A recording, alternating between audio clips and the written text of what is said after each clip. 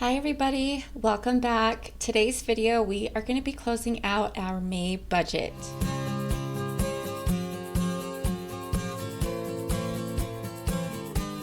If you're new stopping by here, hi there, my name's JoJo, and on this channel I share with you guys our family's journey to financial freedom. For us, we are paying off debt, but we're also investing and saving. And as I mentioned, today we're going to be closing out May. There's kind of a lot of stuff to wrap up, so I'm going to go ahead and just hop right to it. We use the EveryDollar app. I just add all of my transactions over here. I'll start at the top here with income. We did not have any additional income for this week, so the income that we received throughout the month of May was $8,927.17. Next, we'll move down to fixed expenses. Daycare was paid. It was its usual $368. We only have 2 more months of daycare, you guys. I cannot wait to not have to pay daycare anymore. And then our mortgage came out as expected at $1,420.08. That was it for our fixed expenses, but we do need to address our rollover. My husband and I both get paid every other week and on the same week. We try to make sure that each month's paycheck is covering a consistent amount of bills. So our rollover varies month to month, and there were still some lingering bills for this month and some bills that will fall into when our next paychecks are deposited, but the month of May is still going to cover some bills that trickle into the month of June. So what our rollover ends up being $369.96, so I'm going to drag that over here. That is it for our fixed expenses. Next we'll move down to giving. We ended up double paying our usual giving. I don't mind double paying for our giving. Of anything we're going to double pay on, giving is the one that I would choose. Next is our savings. We have our emergency fund, which I always just allocate $50 regardless of what that is. I keep $1,000 as cold hard cash in the bank, and then the rest, whenever we accumulate enough above the $1,000, I'll pull that out and purchase gold or silver coins or bars through SD Bullion. If you guys are interested, I have it linked in the description box below. And then just another savings account we contribute to, that also came out at $50. Then our investing, in addition to our 401k contributions, we do have a Roth IRA. And in order to be on track to max that out for this year, we are going to contribute $500. This will be our 3rd year maxing out our Roth IRA, which is super exciting. Then we do also have a non-tax savings brokerage account through M1, and we contribute $100 to that account. And we also have UTMA accounts for my kids through M1, and that receives $200 a month. All right, that is it for investing. Next, we'll move down to our variable expenses. The first non-split transaction we come to is this stuffy expense. My daughter has had a little Rottweiler puppy stuffy since she was 1 year old. She's now 9 years old, and this stuffy, her name is Cersei. She is named after my husband's Rottweiler he had when he was a teenager, and we have a picture of my husband and Cersei on our mantle. And my daughter just absolutely loves her Cersei dog. As I said, she's very well loved. She's a little deflated. We've had to mend her and wash her several times, but we thought we had lost her. And so my husband had purchased a surrogate Cersei from Amazon for $7.57. Thankfully, we found the real Cersei. She was on our swing set in our backyard. But we did still decide to keep the surrogate Cersei. It's a little miniature version, super cute. So my daughter has said that that is now Cersei's little brother. And that was for $7.57. That will come out of miscellaneous. There's also another miscellaneous purchase. It looked like my husband must have bought something for my daughter from Minecraft for $1.99. And then taken the kids to 7-Eleven for Slurpees and treats for $12.04, and another 7-Eleven trip for $7.12, and that is it for miscellaneous. The next non-split transaction we come to is a movie rental. My husband and I rented Uncharted for our kind of adult movie night. Most of the movies we rent are for kids. That was for $5.99 from Amazon. Then we'd gone to a birthday party. This birthday party right here for $29.62 was for the actual birthday present. That will come out of gifts. But then this $43.25, it was at a fun center. We purchased some arcade things. It's the same family fun center we'd gone to as an entire family before, which is where we originally blew our fun money budget. We spent, I think, like $120 in that one stop.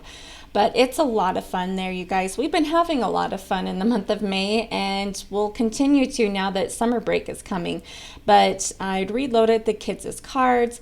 We got some Dippin' Dots after the party had ended. And then I also needed to purchase my son a ticket to one of the bounce house play centers because if he was the +1, and that was for $43.25. We'd rented another movie. This was Winn-Dixie. My daughter wanted to watch it with my husband, and that was for $3.99. And then it looked like there was another movie rental. It was Hugo, and that was for $3.99 as well. And we are over a lot, $286.67. We're almost $100 over budget in fun money. I don't regret any of it. It was a lot of fun, but I think now moving into the summer months, when I do my June budget, I am going to bump up our fun money. Okay, next we come to some gas purchases. I'd stopped at Costco.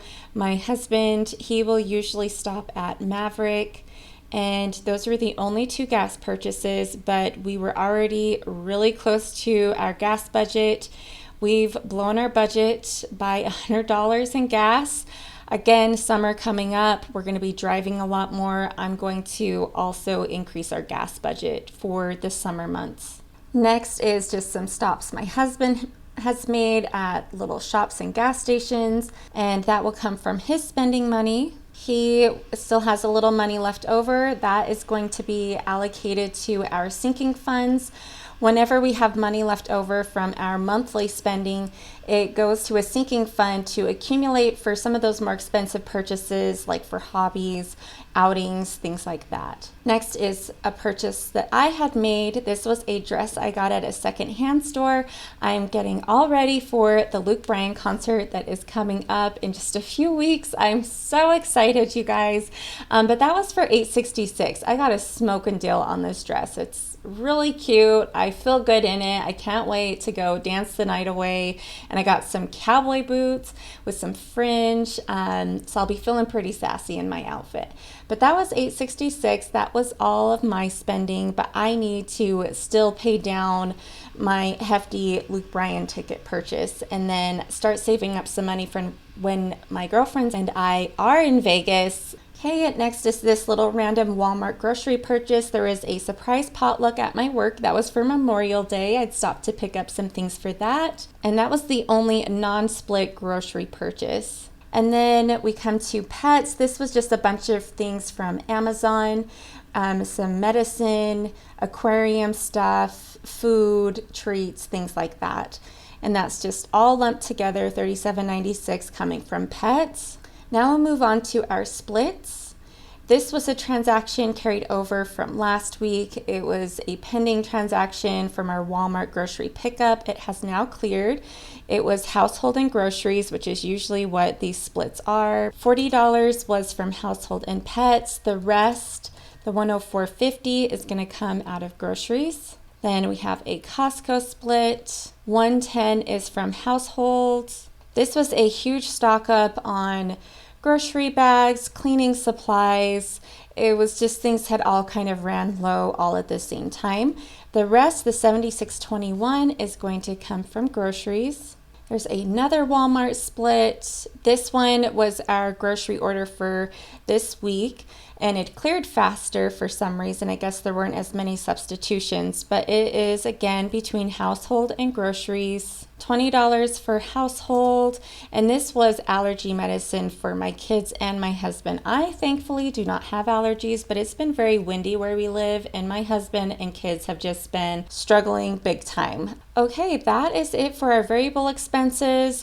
Move down to debt. We have one debt focus, that is our HELOC, which is where I house my student loans. We do a velocity banking strategy. I have a playlist if you want to see more about that.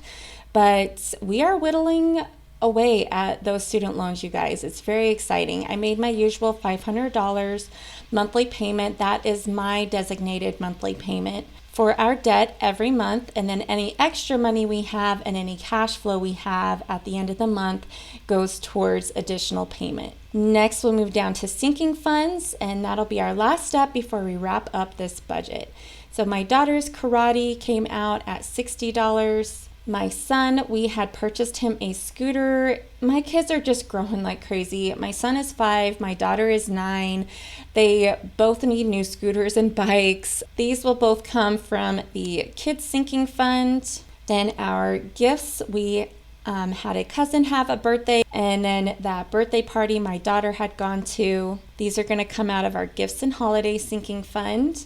And then my daughter, her bedroom, she had a lot of things from when she was a toddler and a little girl, and we just needed to update her bedroom, and that came to $113.71. That's going to come from home maintenance, and then again another stop at Home Depot, just getting the yard ready. These are both going to come from home maintenance. Okay, so now to track what we had left over from our spending. My husband had $8.50 left over, so we'll put that there as a contribution to his sinking fund. And then I have $125.01, so that is going to go towards my sinking fund, which I was at a negative $218.41, just playing catch up for the Luke Bryan ticket. I'm now at a negative $93.40. Okay, so our next step in all of this is going to be figuring out what our cash flow is. And over here, I have the summary pulled up. I do my closeout different than how the app wants to do the closeout, mostly because of how they handle my sinking funds. They count my expenses as a deduction. I count what I contribute to my sinking funds as a deduction from our overall income. So how that looks for me, I'll take our income, the $89.27.17. We'll look over here at the spent amount. We'll subtract what we spent for giving, $200, savings was $100, investing was $800. Our variable expenses was $2135.41, and then our total to debt so far is $509. Now down here, this is how much we spent from our sinking funds, but that is not subtracted from our income. What is subtracted is what we actually ended up contributing to sinking funds, which I normally contribute $1,600, but since that money from my husband's spending and my spending was added to our dad bod and Mafe sinking funds, that brought it to $1,733.51. And that's what is going to be subtracted. Okay, so I had forgot to subtract our fixed expenses. Wouldn't that be lovely if we had this much money left over in cash flow? But that is not the reality. So we will subtract the $3,412.71. That leaves us with $36.54 of cash flow for this month. That is going to go towards extra debt. I'll add it over here.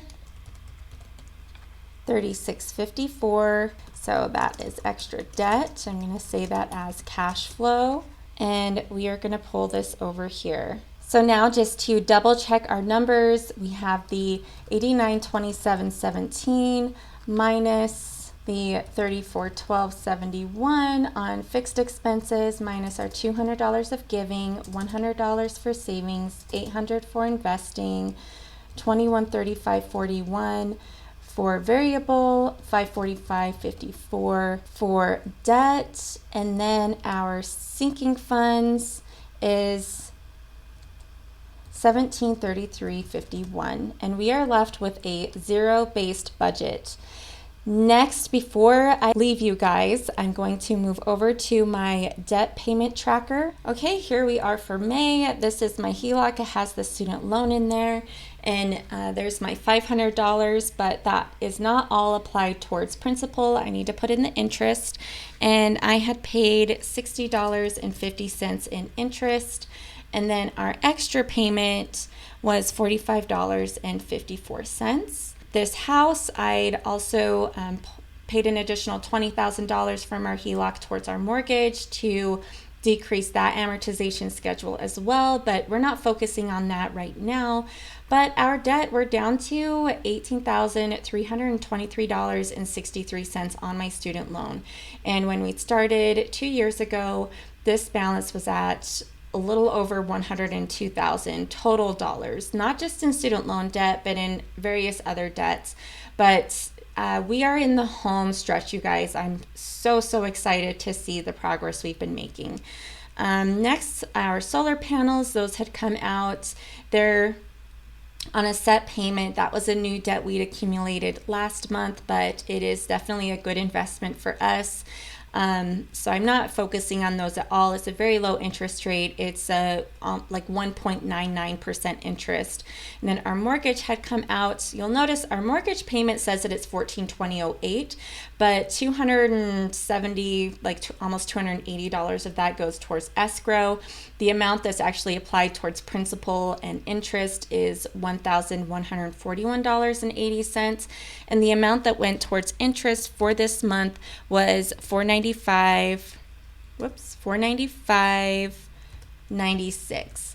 So our mortgage is now down to $176,850.76, leaving our total debt balance at $255,673.83 for May. That's going to end this video, you guys. Let me know how May went for you. I'll see you next time when we budget out for June. Bye, everybody.